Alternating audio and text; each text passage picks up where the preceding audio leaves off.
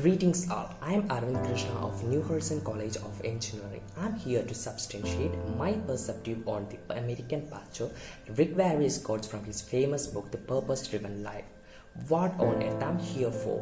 The quote goes like this: our culture has accepted two huge lies. The first is that if you disagree with someone, you must hate them. The second one is that if you love someone means you agree with everything they believe or do. Both are nonsense. You don't have to compromise convictions to be compassionate. This statement was a religious argument, but for a universal view, this has a lots of cultural relevance, right? Okay, let's take the terms culture and huge lies. These are two interrelated fuming subjects that we see on various online platforms nowadays in the form of debateful reformation or rather hateful comments on various areas of life, starting from personal relationship, misogynistic approach, or have been visible political struggles. First of all, isn't that so-called culture mere massification? It has been proven that culture has manipulated and constructed by a totalitarian ruling class can even be tribal group over the ruled on the so-called specific norms. So it is basically a huge lie. What Barron wants us to follow our own convictions, that is to stick on to our opinions without creating any conflicts. We should give up the tribal downwards thought and should rather them rationally and positively. Let's consider the first thing Barron calls me, that is, you disagree with someone, you must hate them. Yes, we have always seen public debates and violence both on offline and online scenarios. It's clear on the social media's comments that someone disagrees with a public opinion, immense and hatred showered upon them. We can disagree, but do we need to abuse someone for that? Then they have to particular political stand, but is the violence against the other political party really necessary? Is it civilized act? Barron is right. Our judgmental society likes spreading hate and disapprovals, but for me, I am with Barron. Why should we ever hate someone if their interests don't match with us? We are different individuals, brought up different family backgrounds, so accepting everyone to get impressed is hard. Why we should befriend someone if they don't like our lifestyle? That is quite impractical, and so it is nonsense. On a personal emotional level, if our parents, our relatives criticize our interests, we can't completely hate them or cause a rift because we can't exist alone as society. On a workplace point of view, we may encounter disapprovals from the boss and colleagues, but we can't abandon them because we need to survive. But it's their collective disapproval against the employer is if he is more exploring. Hate, fear, and disapproval can be implemented. Talking about the second lie, Mr. Warren said, that is, to love someone means you agree with everything they believe. Or do you? One don't have to compromise conviction to be compassionate, to quite stubborn in my perspective. Yes, we have convictions and we can't lose our self-worth for someone's personal gain on the name of compassion at a workplace setting. If an employer done a mistake, positively correcting him through constructive criticism is a progress the righteous way, isn't it? Rather than creating ego or flights on a romantic relationship too, we can go for constructive criticism. For example, if you don't like the particular music, food or thing of your partner, you don't have to compromise too much regarding your interests, but relations do not need same kind of compromise to avoid ego clashes and all. That's why it's always been said to find a person who matches our adjustment with our interests of avoid breaking of relationships. Being an empath and being used often are unnecessary act. So I conclude that we should act based on circumstances with offers is most accepted. Positive and civilized manner just for mutual survival. It may help in saving one's own dignity as well as better civilization. Thank you.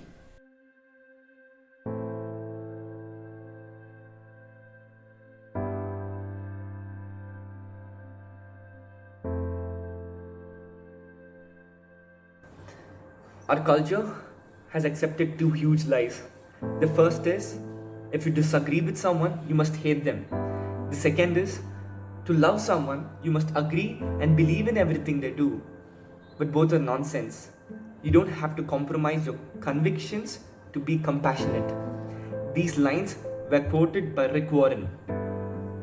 And hey guys, I'm Bhargav Dayal from the EC department. So what's believing? We believe our parents, our family, our friends, our work, our passion, sometimes the media. So the only difference between believing and just blindly following is the lack of introspecting in between. The same also goes with hatred. People sometimes tell me, don't hear the wrong things, don't see the wrong things, and don't speak the wrong things. But in my opinion, if the person has to choose between right or wrong, he needs to obviously see the other part of life. He needs to have perspective of the other side also to choose which is the best for him. And not only now, this culture of believing and disagreeing with something has dated back from ages. And it's also proved to be a lot fruitful. So if you take an example from the science field itself, we all know the first proposed model of an atom. It was proposed by J.J. Thomson. It was a positive sphere with electrons spread inside it, just like the watermelon and seeds. And that time there were scientists who disagreed with this invention and this idea.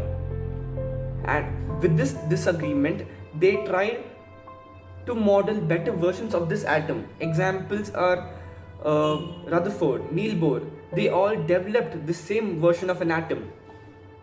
And right now we study an atom through one of the finest models.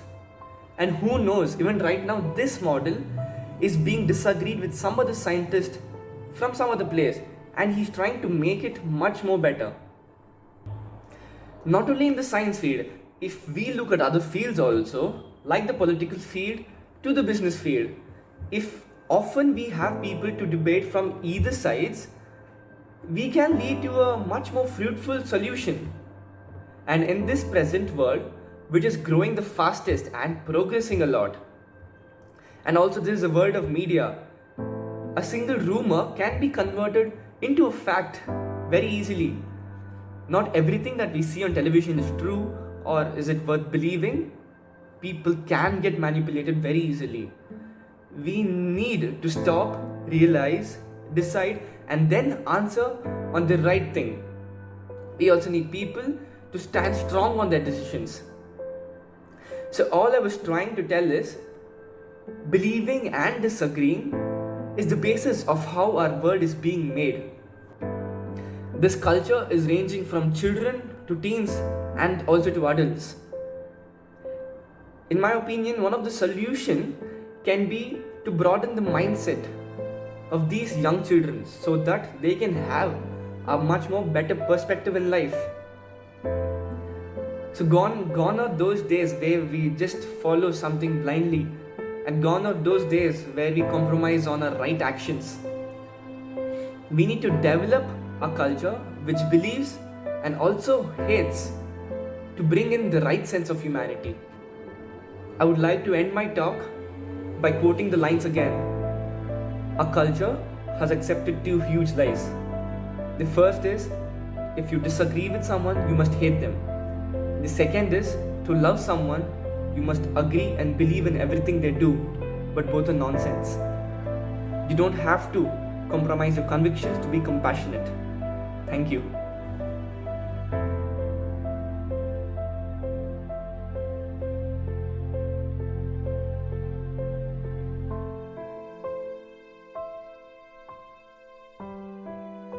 Hello everyone, I am Mithun and I am studying in New Horizon College in the branch of ECE department. Okay, let us discuss about 2 points. Our culture has accepted two huge lines. First, if you disagree with someone, you must hate them. Second, if you love someone, you have to agree with everything the person believes or does. both are nonsense. You do not have to be compromise conventions to compassionate. If you disagree with someone, you do not have to hate them because everyone have their own choice and rights opinion also. If they hate you, let them hate you. Why you must look them as an enemy? I like to say one thing to everyone, that you must be knowing that what to do or what not to do. Why you must depends on others. Why your parents have not taught you which is good, which is wrong.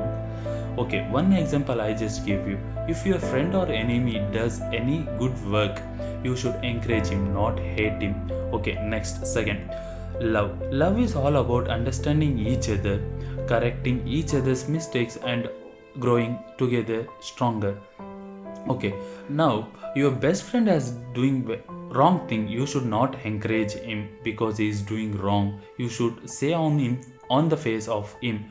Okay, yeah, finally I could like to conclude you saying that you do not have to be compromised your conventions just to be a compassionate. Learn from your mistakes what you do, and most important, believe in yourself and you love yourself, and also spread as much love you can. Love you all. Bye, man.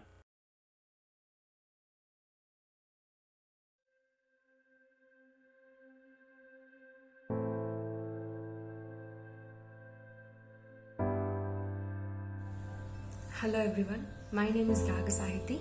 I am student of New Horizon College of Engineering.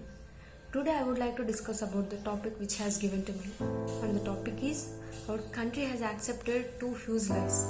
The first thing is, if you disagree with someone you must hate them, and the second thing is, if you love someone you should agree with whatever they do or say. Both are nonsense. You don't have to compromise convictions to be compassionate. We all have brought up by our parents or guardians. They have taught us what is right and what is wrong. We can distinguish between what is right and what is wrong. We are not kids anymore. So if someone comes to you and tell you that this is right, you don't need to agree with them because you know what is right. For example, if my best friend has started smoking, I should not support him. I should warn him. I should not agree with him. Even though he is my best friend, I should not agree with whatever he do. I know that smoking is a wrong thing, so I should definitely warn him. And the second example is, if my enemy has saved one girl from drowning in the river, I must appreciate her. I should not hate her. I must not hate her because she has done the right thing. Even though she is my enemy, she has done the right thing. So I should appreciate her. I should agree with her. In these two cases, I should not do like this. What is means? Even though he is my best friend, he has done the wrong thing. So I should disagree with him. I should warn him.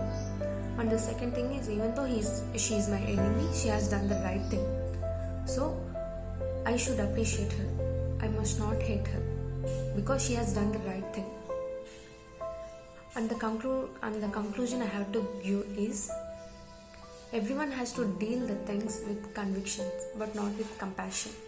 Good is good, bad is bad, whoever it has done. It should not depend upon the persons. It should depend upon what is right and what is wrong.